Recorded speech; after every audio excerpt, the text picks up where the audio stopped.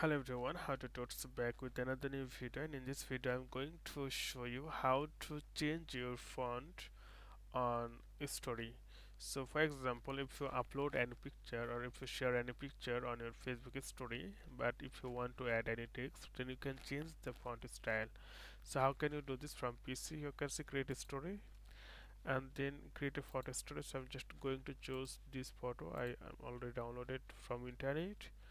Then you have to click here on your photo and you can adjust it if you want, or you can drag it, and after that add a text. So when you add a text, just write something uh, beautiful, and this one.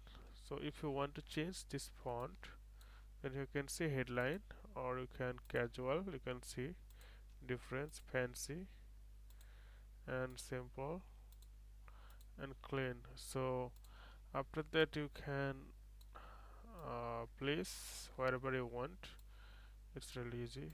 Or if you want to change the color, you can change. So okay friend, today is no more, and thank you for watching.